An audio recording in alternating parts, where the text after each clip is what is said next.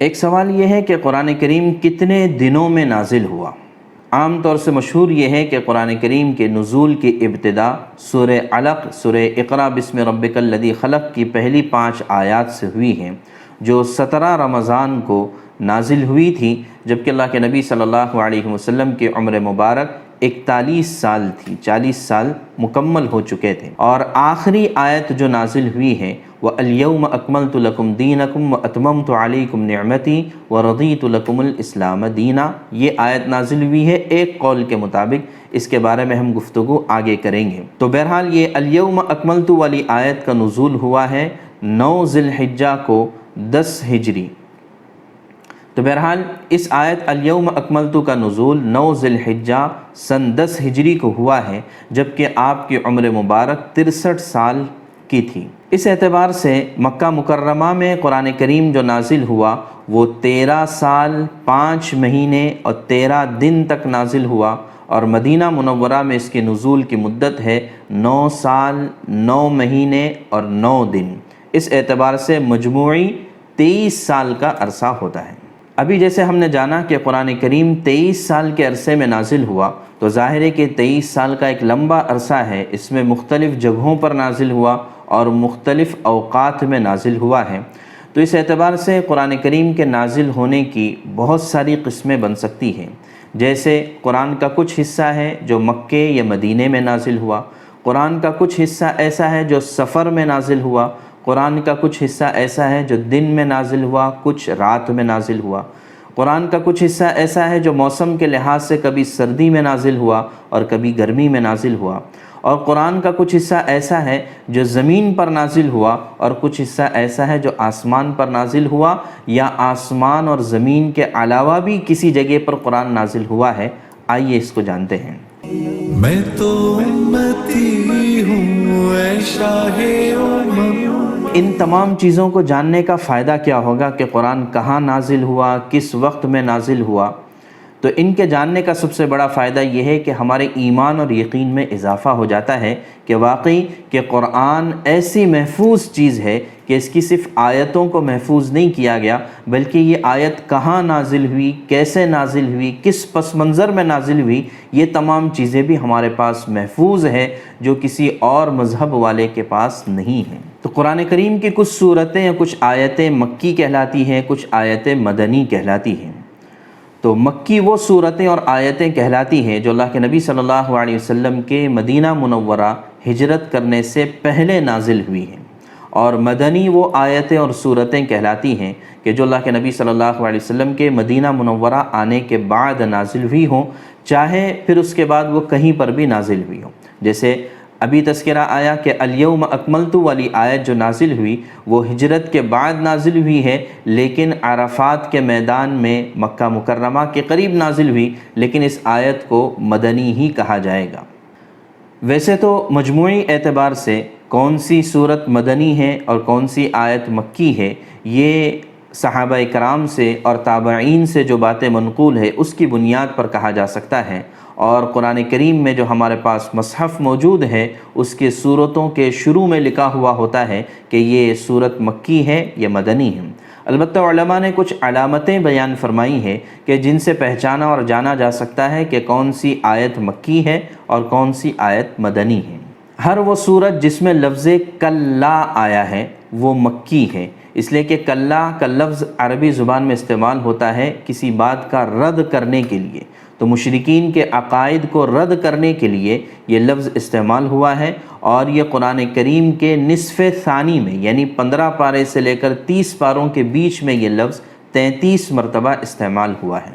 ہر وہ صورت جس کے شروع میں حروف مقطعات یعنی الف لام میم ہا میم کاف ہا یا عین صاد وغیرہ، یہ جو الفاظ جن صورتوں کے شروع میں ہیں وہ سب کے سب مکی ہیں، سوائے سورہ بقرہ اور سورہ آل عمران کے جو دوسرے اور تیسرے نمبر کی صورت ہے، دونوں مدنی ہیں۔ ہر وہ صورت جس میں سجدہ ہے وہ مکہ مکرمہ میں نازل ہوئی ہے۔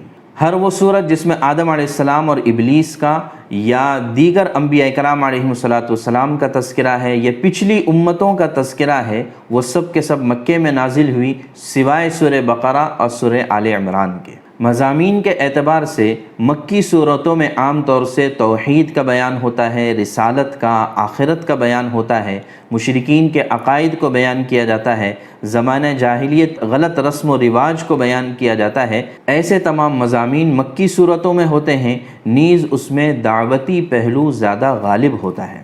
اسی طریقے سے مکی صورتوں کی آیات زیادہ چھوٹی اور مختصر ہوتی ہیں۔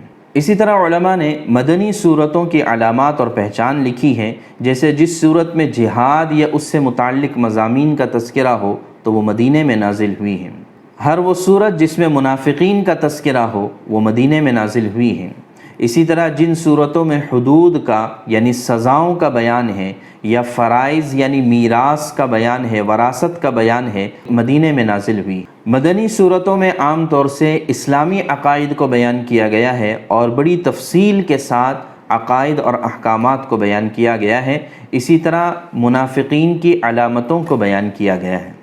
مدنی صورتوں میں اہل کتاب یعنی یہود اور نصارہ وغیرہ ان کی طرف دعوت کا پہلو غالب ہے۔ مدنی صورتوں میں اہل کتاب یعنی یہود و نصارہ وغیرہ کو دعوت دینے کے مضامین زیادہ پائے جاتے ہیں، اور مدنی صورتوں کی آیات اور صورتیں یہ لمبی اور طویل ہوتی ہیں۔ قرآن کریم کی 114 صورتیں ہیں، ان میں سے کچھ مکی ہیں، کچھ مدنی ہیں۔ چنانچہ ان میں سے 28 صورتیں وہ ہیں جو مدینہ منورہ میں نازل ہوئی، اور باقی 86 صورتیں مکہ مکرمہ میں نازل ہوئی ہیں۔ اس کو یاد رکھنے کا ایک آسان طریقہ یہ ہے کہ سورہ بقرہ جو قرآن کریم کی دوسری اور سب سے لمبی صورت ہے، اس کی کل آیتیں 286 ہیں۔ تو 286 کو جب آپ لکھیں گے 2، 8 اور 6 کر تو اس میں 2 اور 8 یعنی 28 صورتیں مدنی ہیں، اور 8 اور 6 یعنی 86 صورتیں مکہ مکرمہ میں نازل ہوئیں۔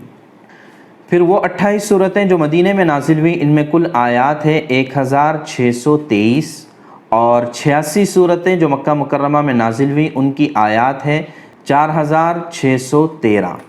اب ان دونوں کو اگر ملاتے ہیں تو قرآن کریم کی کل آیتیں ہو جاتی ہے 6236 آیتیں قرآن کریم میں مکمل ہیں۔ تو قرآن کریم کی کل آیات 6236 ہیں۔ اس سے یہ پتہ چلا کہ قرآن کریم کا 26% حصہ مدینہ منورہ میں نازل ہوا ہے، اور باقی 74% حصہ مکہ مکرمہ میں نازل ہوا ہے۔ ایک اور بات یہ بھی سمجھ میں آ گئی، عام طور سے یہ بات مشہور ہے کہ قرآن کریم کی کل آیات 6666 ہے، یعنی 6666، یعنی 4 مرتبہ 6۔ یہ غلط ہے۔ صحیح بات یہ ہے کہ قرآن کریم کی کل آیتیں 6236 ہیں۔ جیسے ابھی بات آئی کہ قرآن کریم مختلف اوقات میں اترا ہے، ایسے ہی قرآن کبھی سفر کی حالت میں اترا ہے، کبھی حضر کی حالت میں اترا ہے۔ تو عام طور سے قرآن کریم کا حصہ حضر کی حالت میں یعنی مقام پر اور وطن میں رہتے ہوئے نازل ہوا ہے۔ البتہ کچھ آیات ایسی ہیں جو سفر میں نازل ہوئی، جیسے حجۃ الوداع کے موقع پر کعبۃ اللہ کے صحن میں آیت نازل ہوئی وَاتَّخِذُوا مِن مَّقَامِ إِبْرَاهِيمَ مُصَلًّى، کہ مقام ابراہیم جو کعبۃ اللہ میں رکھا ہوا ہے اس کو سجدہ گاہ یعنی نماز پڑھنے کی جگہ بنا دیا جائے۔ اسی طرح کچھ آیتیں ہیں جو الگ الگ مقام پر حمراء الاسد میں، عصفان وغیرہ میں نازل ہوئی ہیں، تو ان آیتوں کو سفری آیات کہا جاتا ہے۔